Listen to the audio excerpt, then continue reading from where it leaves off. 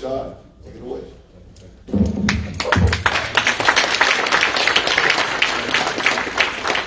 Good morning. First, giving honor to Yahweh, Father God, and to the shepherd of this house, Dr. Holly. I appreciate everything that you've done, as well as welcoming us in your house. To Bishop William Brown, also appreciate you, and to also the rabbi of our house, Moray Karoon, I appreciate you as well.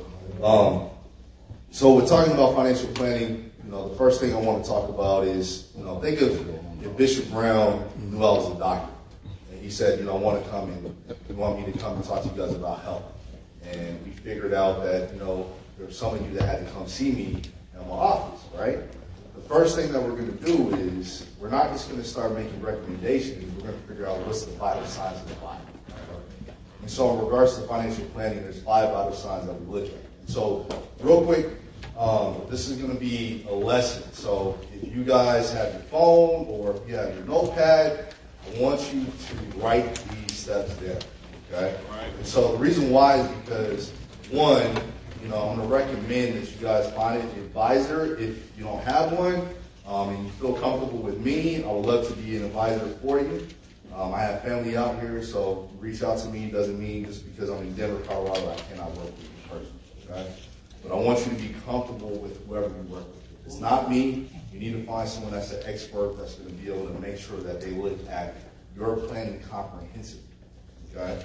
So in regards to those vital signs, the first thing that we're going to talk about is protection.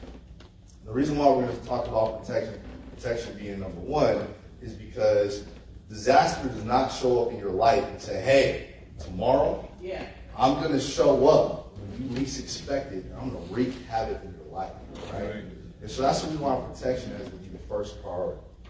If not, what happens is, and I don't know if everyone's familiar with the typical balance sheet, but I'll explain that in detail. But what happens is disaster shows up and it depletes your assets, right? So your assets could be your checking account. It could be, you might have to take out a second mortgage on the property. It can be you pulling money from your 401k, right? So in regards to disaster, it can deplete those assets in regards to the balance sheet. In regards to liability, right? Debt. You might have to use a credit card. Now we have to use debt to try to cover that situation because we didn't plan accordingly. We didn't make sure we have contracts in place. Outside of assets and liability, or all three, the last one is our income, right? We might have $1 that we're expecting to be covered in this situation over here. Now it has to be redirected to cover the situation that we did plan for. So that's the reason why we say protection has to be first priority. So when we talk about protection, the first thing that I talk to my clients about is lawsuit protection, right? So I actually, in Denver, Colorado, as well as across the 50 states, do property and casualty insurance. But a lot of my colleagues, in regards to financial planning, don't do property and casualty insurance, but they still have the same compensation. So when we talk about lawsuit protection, it's known as an umbrella policy, right? So to qualify for an umbrella policy, the first thing that you have to do is to be able to make sure you have the right coverage on your auto insurance to qualify with that carrier, whether it's State Farm, Travelers, Safeco, Allstate, wherever you're with. You have to have at least $250,000, if it's a split limit, $250,000, $250,000 in bodily injury liability, $500,000 per accident.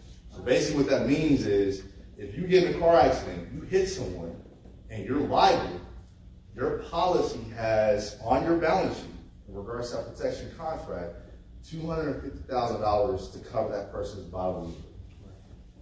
Why is that important?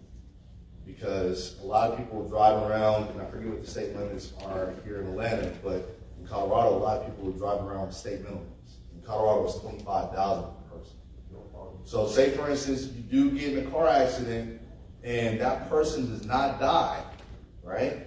Because in regards to die, just like with life insurance, there's a human value that the judge will look at. They can only look at that person's human life value. The difference with them not dying is loss of wages. They have physical therapy, surgery, all those things can add up in regards to that bill, and guess who's responsible for it? You, because you caused that accident, right? So that 250 is going to be able to make sure that you're covering them was to that certain limit. By having the lawsuit protection, it's known as an umbrella. Okay? The reason why we call it lawsuit protection is because it follows behind those underlying policies. So it's going to follow behind the auto policy. You pay that coverage, you pay that premium in regards to having that 250. The insurance company is not going to argue on your behalf. They're just going to say, okay, you're responsible in regards to hurting that person. We're going to pay out that $250,000. Okay? If there's more that is needed outside that 250, they say, well, that's all we're covering because that's all you have. So we're done with that conversation. Right? The lawsuit protection, which is known as an umbrella, it follows behind as $1 million. You pay a low premium for it. You don't hear it advertised a lot in regards to commercials. They don't talk about that because they don't really want you to know about it. But in regards to that $1 million, what the insurance company does is it's a $1 billion insurance company that is going to provide you their attorneys, their time and resources, not really free of charge because you're paying the premium in regards to umbrella, but they're going to work on your behalf because they have teeth in the game just like you do. So their job is to try to clear your name from that case because they want to keep their $1 million on their balance sheet. So if they're able to clear your name, guess what that does? You don't have to worry about hiring an attorney, paying a retainer fee, in hopes that that attorney is going to be able to win that case for you. Because if they're not, guess what? Not only do you have to pay the attorney, you also have to pay the damages that is owed to that individual. The difference with the umbrella is they provide free legal service through a $1 billion insurance company, right? And if you are responsible, not only do you have liability on the auto, but you also have the umbrella that's paying out. It also covers you on homeowners insurance in regards to liability. So I know I have a little bit of time, but it follows after the liability on the home. The next one is health insurance, right? So I am licensed to do health insurance. I actually am making a transition because I have a lot of business clients. I actually have a client down here that I'm working with to try to help them with health insurance. But I don't traditionally sell health insurance. I am licensed to sell it.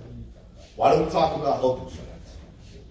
If you have to have a major surgery, and if you don't have a good health insurance claim, then guess where that money's coming out? It's coming out of your pocket. So again, it can come from your assets, your liability, or your income. So we want to be able to make sure that you have good health insurance to be able to make sure that you and your family is okay if disaster strikes. We want to be able to make sure that in your deepest, darkest hour, you have that contract that's going to be able to cover you. So that way it's not depleting your wealth.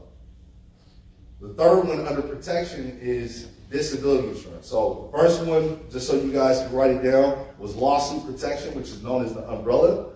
The second one under protection is health insurance. The third one is disability insurance. And so what I like to use is a story. So when I first stepped into the industry of financial planning, I was with one firm and ended up moving to Mass Mutual firm. So it's called Mass Mutual Colorado. You guys have probably seen the commercials in regards to Mass Mutual Life Insurance Company. They're also a planning firm. They have their own broker deal. But when I got there, there was this gentleman, and he heard about me because one of my colleagues, I used to work for a company called Liberty Mutual. He said, I ran into your colleague, and we started talking, and he was telling me that, he heard that you moved over to Mass Mutual, and he was saying that you were number one for, consecutive years, for 4 consecutive years, going into my 5th year. I was number one in the state of Colorado in regards to selling life insurance.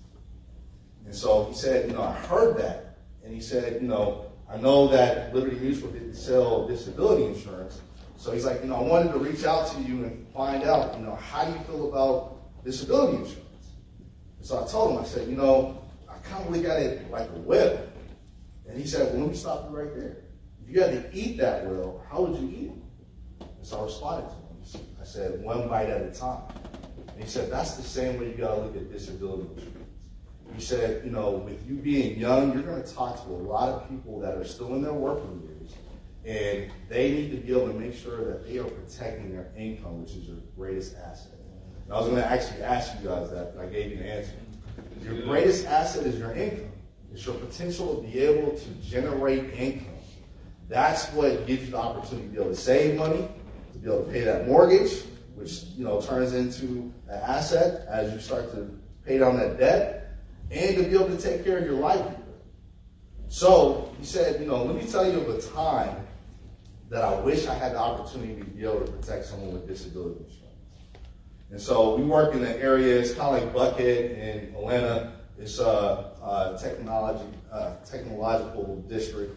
And so there's a lot of businesses out there. So he went to this networking event, and so he was going to grab himself a drink from the bar. And as he was walking away from the bar, he saw this gentleman. And so the gentleman came up to him, and they started talking, and the guy was slurring his speech. And so he said, my colleague Jeff, he said, I decided to separate myself from this person because I'm not looking to work with people that can't handle their liquor. I'm looking to work with people that are good and responsible. And so as he removed himself from the conversation, he ran into a gentleman that he knew that also knew this guy that he was talking to.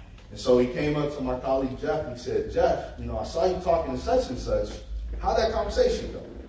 And he said, you know what? It actually didn't go too well. He slurred the speech and I decided to remove myself. And so his friend said to him, he's like, Jeff, he's actually not drunk. And he's like, I wish I would have had the opportunity to introduce you to him before, because what happened was he went skiing with his family, came down the slopes, ran into a tree, was 4 to 5 hours in the snow before anyone found him, and so he has a brain injury. This gentleman made $500,000 a year as an engineer.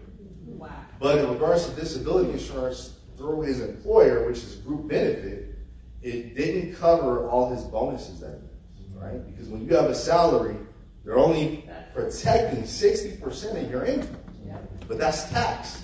So even after that, you're only receiving about 50% of your income. So his benefit was only $2,500 a month. Not enough to keep the mortgage on the house. His livelihood changed. He had to move in with his parents because he lost his house. And he had to take care of his disability. So just like my colleague said, if he would have met him before, he would have been able to make sure that he educated him and gave him the knowledge to protect that income. So that's disability insurance. So we want to be able to make sure that, in regards to our greatest asset, to be able to keep the lights on at home and everything else that we're responsible for, that we're protecting that income. Disability insurance. The next one under protection is the fourth section is legal documents. All right? So we have under legal documents, I'm going to name them first, and I'm going to give just a brief summary. So we have our will, our trust, our power of attorneys, both medical and financial, our living our living will, and then we have our access to our medical files through HIPAA authorization, and the last but not least is when we get older, DNR, which stands for Do Not Resuscitate.